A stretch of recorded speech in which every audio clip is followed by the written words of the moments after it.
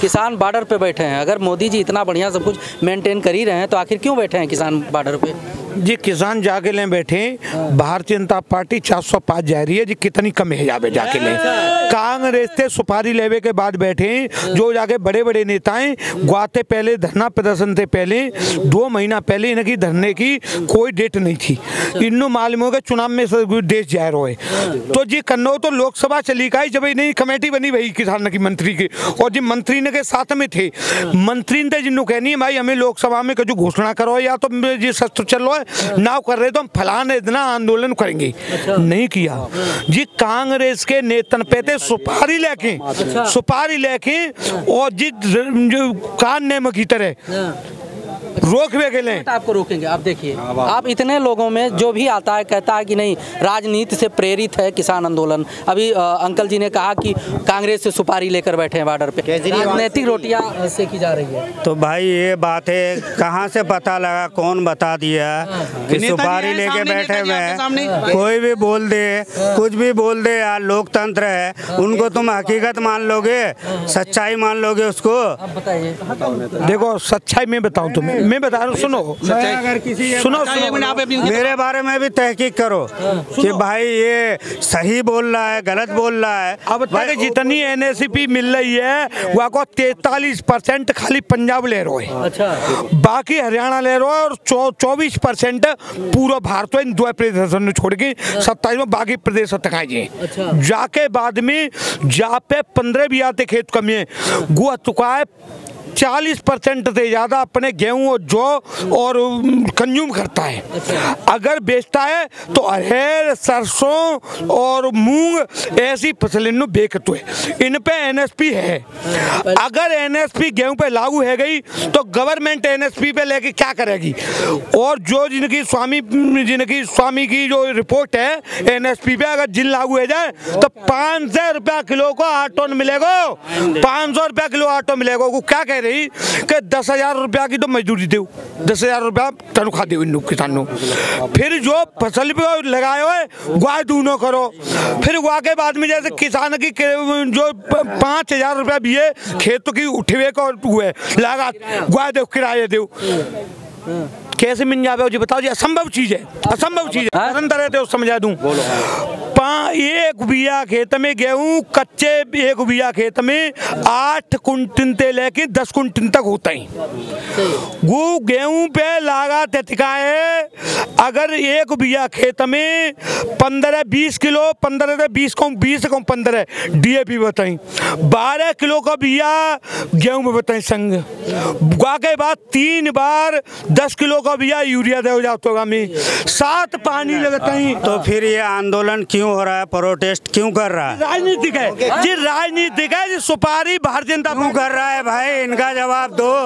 तो यहाँ घर में काम छोड़ के घर बार छोड़ के देखो देखो कभी तुम असली किसान जो है ना, असली किसान तो खेत में ऐसा अब भी खेत में होगा कि उसके साथ कोई जंगली गाय भाई तो नहीं आ गई हो, कोई सुअर फुअर तो नहीं आ गया। किसान तो सवेरे 4 बजे उठे, पहले गैया की सानी करे, फिर बाकी बाद अपने सीधे अपना फावड़ा कच्ची उठाए सीधे खेत में, ठीक है। बाकी रोटी तक भी भैया खेत में ही पहुंच जाए। किसान है तो अपने खेत से फुर्सत ना है। और ये कौन से किसान है जिनके ट्रैक्टर ही गांड में है कि यहाँ एसी लग रहा है? ये कौन से किसान है जिनके पिछवाड़े में एसी, ट्रैक्टर में एसी लग रहा है, ऑडी में आ रहे हैं भैंचो तलवार हथियार लेके आ रहे हैं भैंचो। किसानों तुम किसान के हाथ में तो हल देखो है जी, तो तलवार बंदूक ये खा गए आइटम लेके आ रहे हैं, फिर गाड़ी में तो दारू बट रही है। किसान तो खेत में काम कर रहा, ये गाड़ी बंदूक लेकर आ रहे हैं। बता दिया अभी बंदूक कहाँ लेके आ रहा है? बंदूक लेके आते ना, अब तक तो सबको पता नहीं क्या कर देता है यार।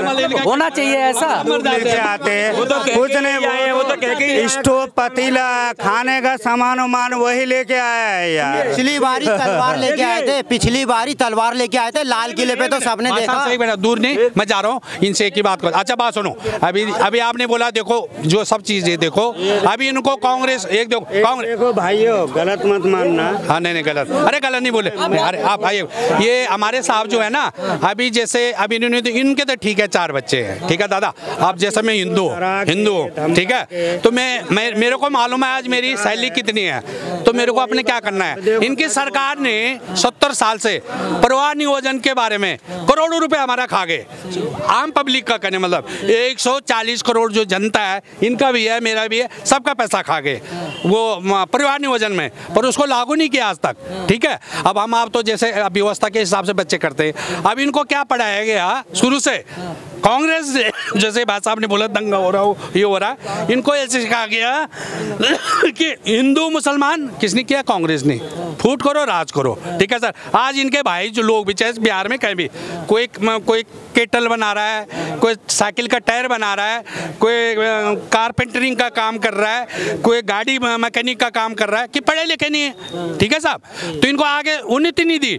आप भी देखो मुस्लिम समुदाय से हो, बड़े भाई हो हमारे, जो भी हो, बीजेपी सरकार है, कांग्रेस सरकार हो, कोई भी सरकार हो, हम सरकार की बात नहीं करते, मगर प्रेजेंट टाइम जो भारतीय जनता पार्टी की सरकार चल रही है, 95% मुस्लिम फायदा उठा रहा है, चाहे वो डिलीवरी केस हो, चाहे राशन हो, चाहे एजुकेशन के मामले में हो, दवाई के मामले में हो, किसी भी मामले में हो। मॉडर्न अगर अस्पताल जाती है तो क्या उसको मना कर दिया जाता है, आपकी डिलीवरी नहीं होगी, आप किसी और हॉस्पिटल में जाइए। अगर आप हिंदू हो, श्री राम के ढाबे में जाओगे, आपको खाना नहीं खिलाएगा, आप ये बताइए। तो भाई मोदी कैसे गलत हो गया? मोदी तो मुस्लिम पूरा फायदा उठा रहा है, और 95% मुस्लिम फायदा उठा रहा है, हिंदू भी फायदा उठा रहा है, सभी फायदा उठा रहे, तो कैसे मोदी सरकार गलत हो गई भाई?